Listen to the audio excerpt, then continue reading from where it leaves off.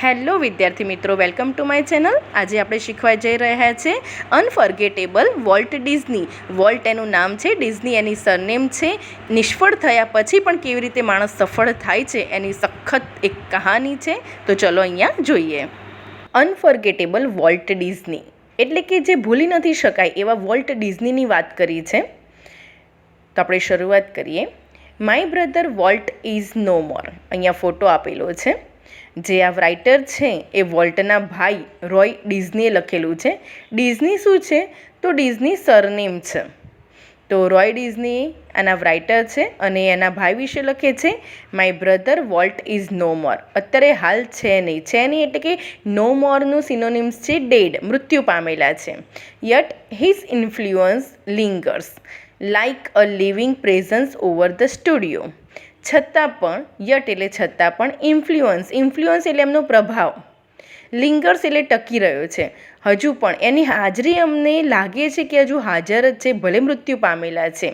Over the studio, A studio એટલે કે એમની ઓફિસની વાત કરી છે કે એમની ઓફિસમાં છે. અમને એવું જ અત્યારે ફીલ થાય છે કે હજુ એ છે, એ મૃત્યુ પામ્યા નથી. વેર હી ટર્ન આઉટ ધ કાર્ટૂન, કે ઓફિસમાં એ શું કરતા હતા? ટર્ન આઉટ એટલે બનાવતા હતા. શું બનાવતા હતા? કાર્ટૂન્સ, નેચર ફિલ્મ્સ પણ બનાવતા હતા. અને ફીચર મૂવીઝ એટલે કોઈ ટોપિક ઉપર કોઈ મૂવી બનાવે ને ફીચર ટોપિક કહેવાય છે, મૂવી કહેવાય છે. તો એવા મૂવી પણ બનાવતા હતા. That made him non and loved around the world. અને એના કારણે એ શું થયા છે? મેડ એટલે બનવું. કેવા બન્યા છે? નોન એટલે જાણીતા, પ્રખ્યાત થયા છે, ફેમસ થયા છે. અને લવ્ડ એટલે ચહિતા, લોકો એમને પ્રેમ કરે છે.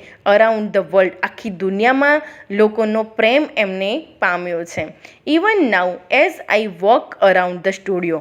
હાલમાં પણ જ્યારે હું સ્ટુડિયોમાં વોક કરું છું એટલે કે જ્યારે હું સ્ટુડિયોમાં ફરતો હોઉં છું, crew I half expect to the encounter that tall country boy figure head bowed in thought about some new project.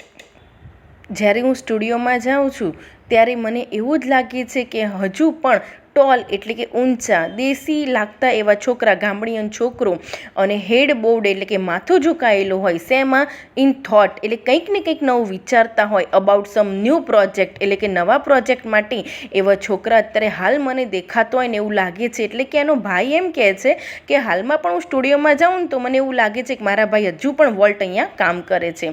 Volt was so much the driving force, એ પ્રેરક બળ હતું. અમને શીખવાડતા હતા, અમને પ્રોત્સાહન આપતા હતા જે અમે કર્યું એમ. મૂવીઝ બનાવી છે, બિલ્ડિંગ જે ડિઝની ઊભી કરેલું છે એનું પીપલ કન્સ્ટન્ટલી મેન્શન્ડ હિઝ નેમ. અત્યારે હાલમાં પણ એ જીવતા હોય, સ્ટીલ અલાઈવ હોય, જીવતા હોય એમ લોકો શું કરે છે? હજુ પણ એમના નામનો ઉલ્લેખ કરે છે. એટલે કે એનો મતલબ અહીંયા કહેવાનો એમ છે કે હજુ પણ એ ભલે જીવતા નથી પરંતુ હજુ પણ એવું ફીલ થાય છે, લોકો હજુ પણ એમને યાદ કરે છે કે હાલમાં પણ એ અત્યારે જીવે છે. તો આના પરથી પહેલો ક્વેશ્ચન થશે, whose influence still lingers over the studio. એટલે કે કોનો પ્રભાવ હજી સ્ટુડિયોમાં ટકી રહ્યો છે? તો અહીંયા આન્સર છે વોલ્ટ ડિઝની. તો કેવી રીતે આન્સર લખી શકાય? તો ચલો ચેક કરી લઈએ. Walt Disney's influence still lingers over the studio. તો આ રીતે ક્વેશ્ચનનો આન્સર તમે લખી શકો છો. તો બીજો ક્વેશ્ચન એવી રીતે પૂછાઈ શકે છે, who was the driving force behind all the work of Disneyland. કે ડિઝનીલેન્ડમાં જે બધું કામ થાય છે એમાં ડ્રાઇવિંગ ફોર્સ કોણ છે? એટલે કે પ્રેરક બળ કોણ હતું? તો વોલ્ટ ડિઝની હતા. તો ડાયરેક્ટ એનો આન્સર કેવી રીતે લખી શકાય? તો હુની જગ્યાએ આપણે વોલ્ટ ડિઝની કરીને આખો આન્સર એવી રીતે લખી શકીએ છીએ. Walt Disney was the driving force behind all the work of Disneyland. તો આ રીતે બંને ક્વેશ્ચન પૂછાય ફકરા ઉપરથી તો આપણે આ રીતે એના જવાબ લખી શકીએ છીએ. થર્ડ ક્વેશ્ચન છે, give the meaning of the phrase driving force. Driving force જે ફ્રેઝ છે, શબ્દ સમૂહ છે, એનો મતલબ અહીંયા સમજાવવાનો છે. તો ડ્રાઇવિંગ ફોર્સનો મતલબ એવો છે કે કોઈ પ્રેરણા આપે છે, એટલે કે the source or power of motivation. કે મોટિવેશન એટલે પ્રેરણા, અને પ્રેરણાનું જે પાવર છે અથવા સોર્સ છે કે જ્યાંથી આપણને પ્રેરણા મળે છે એને ડ્રાઇવિંગ ફોર્સ કહી શકાય છે. ચોથો ક્વેશ્ચન આગળ છે, describe the personality of volt according to his brother Roy. એના ભાઈ રોયના મતે એમની પર્સનાલિટી કેવી હતી એ અહીંયા વાત કરીએ. તો પેરેગ્રાફમાં આપેલું છે કે એમનું ફિગર કેવું હતું, એમની આકૃતિની વાત કરી છે કે Walt was a tall country boy. એક તો ઊંચા હતા, કન્ટ્રી બોય એટલે દેશી હતા. Who was often found with his head bobbed. મોટા ભાગે કેવી રીતે જોવા મળતા હતા, એમનું માથું નમાવેલું હોય. In thought about some new project, કંઈક ને કંઈક નવા પ્રોજેક્ટ વિશે વિચારતા હોય, એવું જ એમનું વ્યક્તિત્વનું અહીંયા વર્ણન એમના ભાઈ રોયે કરેલું છે. Next paragraph, every time V saw a new picture or open a new feature at Disneyland, someone is born to say, I wonder how Walt would like it.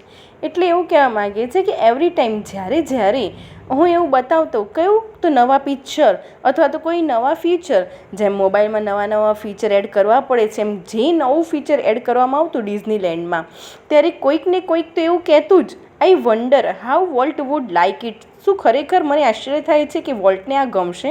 And when this happen I personally realise that.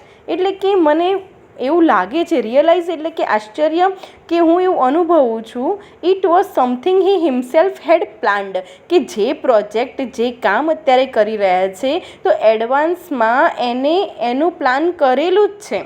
Four my imaginative and industrials. એટલે કે બે અહીંયા adjective volt માટે use થયેલા છે.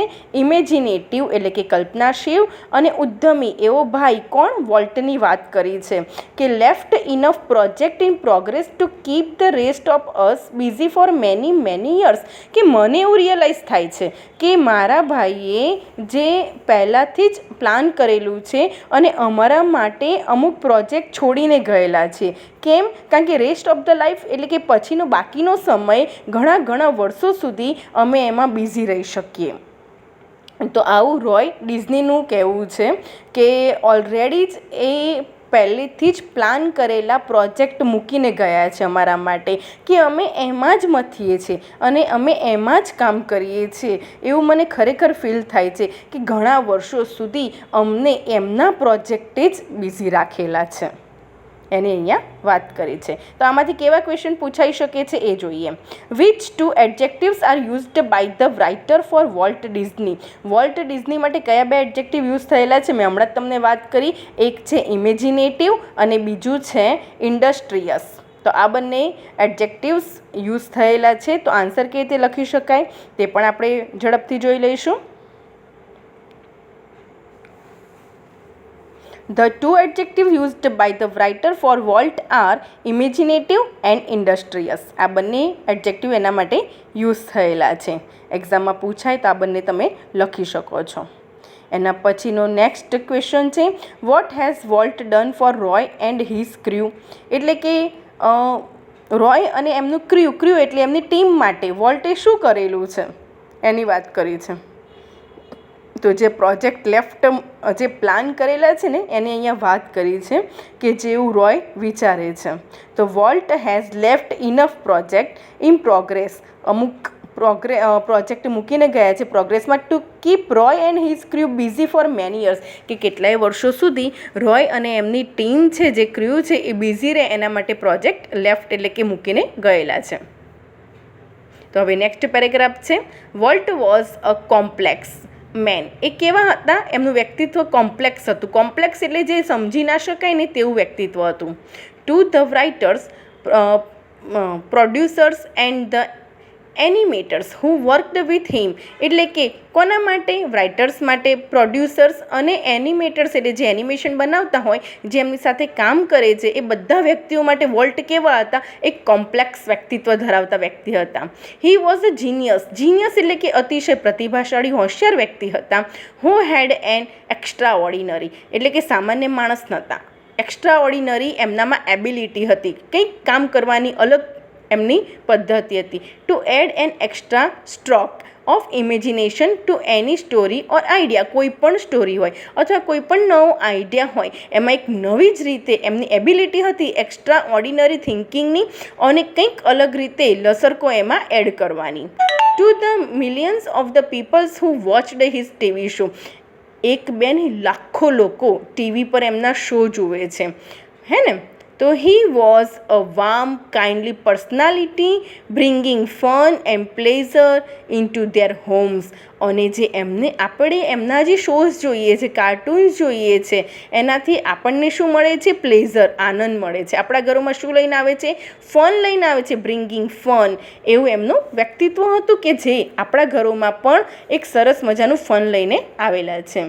To the bankers હુ ફાઇનાન્સ્ડ અસ, એટલે કે bankers માટે જે અમને ફાઇનાન્સ્ડ કરે છે, પૈસા આપે છે, પૈસા જે બેંક જોડેથી લઈએ છીએ એ લોકો માટે. I am sure he seemed like a wild man. હું તો શ્યોર જ છું, બેંકના લોકો માટે તો મારો ભાઈ વોલ્ટ એ કેવો માણસ છે? જંગલી માણસ છે, વાઇલ્ડ માણસ છે. Hell bent for bankrupting, એટલે કે દેવાળિયું ફૂંકી નાખે એવો વ્યક્તિ છે. To me he was my amazing kid brother, પણ મારા માટે તો કેવો છે? અમેઝિંગ બ્રધર છે.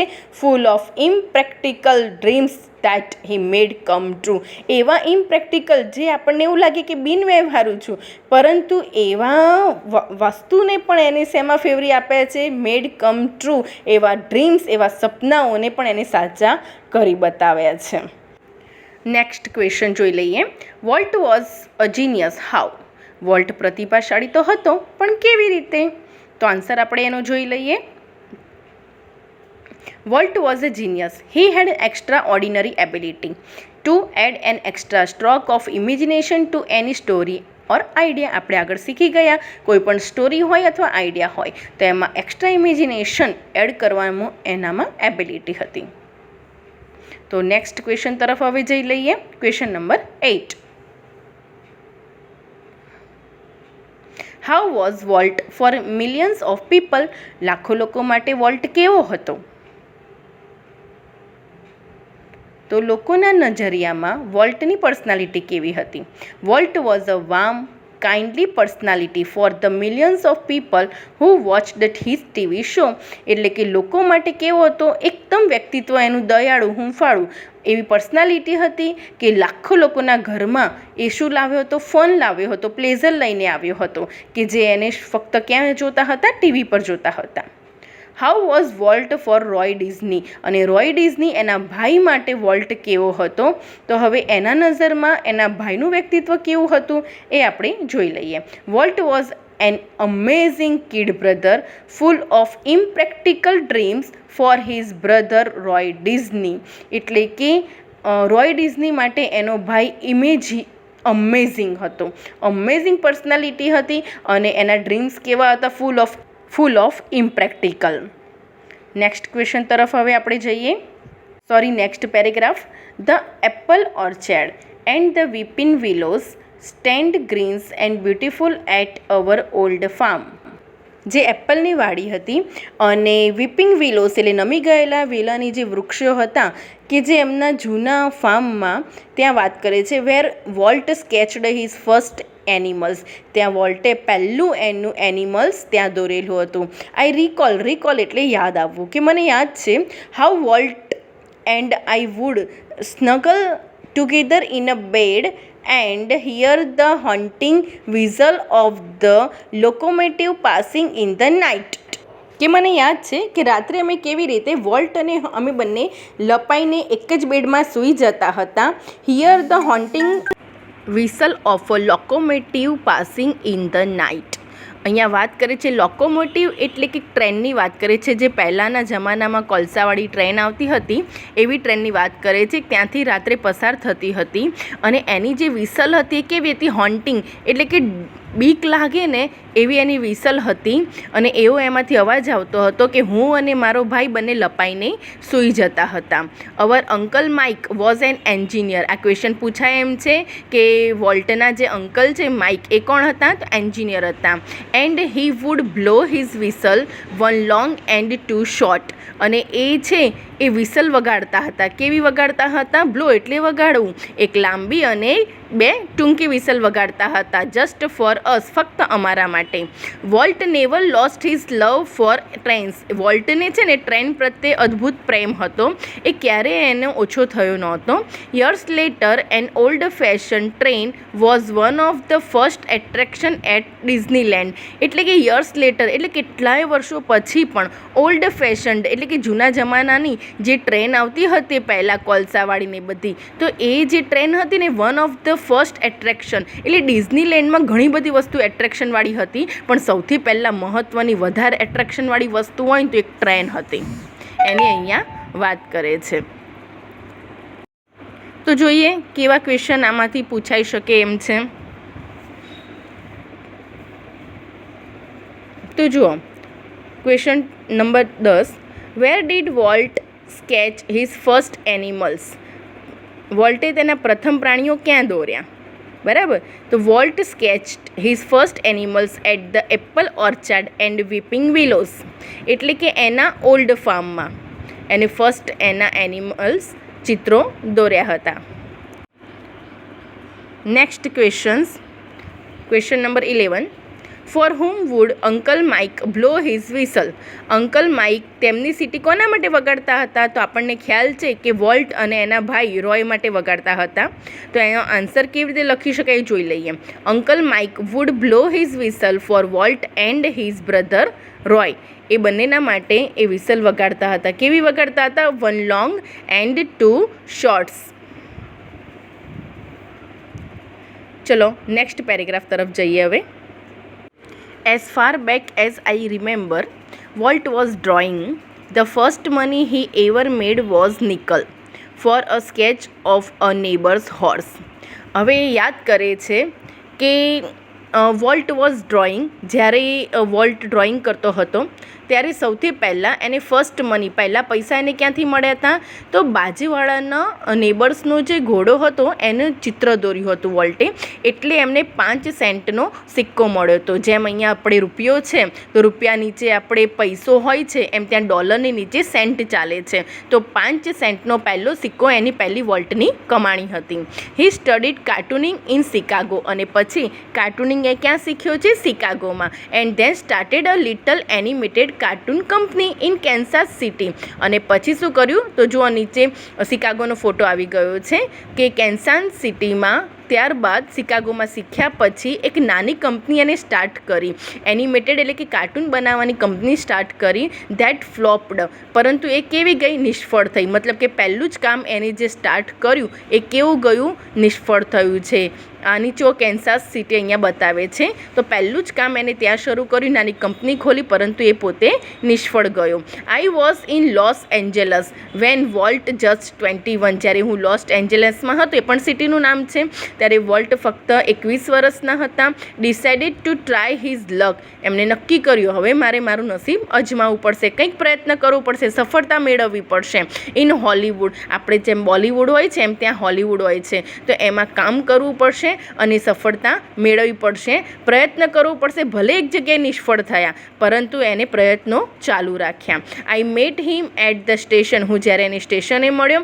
હી was carrying a cheap suitcase. એમની જોડે એક બેગ હતી, સુટકેસ હતી. એ કેવી હતી? ચીપ એટલે કે સસ્તી. એટલે કે આમ બહુ જોરદાર પૈસાવાળા તે હતા નહીં, ગરીબ માણસ હતા. તો એમની જોડે સુટકેસ પણ કેવી હતી? સસ્તી એવી દેખાય ને એવી સુટકેસ હતી. ધેટ કન્ટેન એટલે કે એમાં શું ભરેલું હતું? All of his બિલોંગિંગ્સ. આપણો જે સામાન હોય એને બિલોંગિંગ કહેવાય છે. તો એ બધો સામાન એમાં ભરેલો હતો. તો આ વસ્તુ આ પેરેગ્રાફમાંથી આવે છે. હવે આપણે એના ક્વેશ્ચન આન્સર જોઈ લઈશું કેવા ક્વેશ્ચન પૂછાય. How much money did volt earn from his sketch. પહેલું જે એને સ્કેચ દોર્યું એમાંથી કેટલા પૈસા એ કમાવ્યો? તો આપણે જોઈ લઈએ. જે નેબરના હોર્સનું જે ચિત્ર દોર્યું તેમાંથી એને કેટલા રૂપિયા મળ્યા હતા એની વાત છે. તો અહીંયા છે 5 સેન્ટનો સિક્કો એને મળ્યો હતો. વોલ્ટ અર્ન અ નિકલ, જે 5 સેન્ટ કોઈન કહેવાય છે, ફ્રોમ હિઝ સ્કેચ. તો એટલા રૂપિયા અર્ન એટલે કમાવ્યો હતો. નિકલ કહેવાય છે 5 સેન્ટના સિક્કાને, બીજું કહેવાય છે નિકલ. તો એ કમાવ્યો હતો.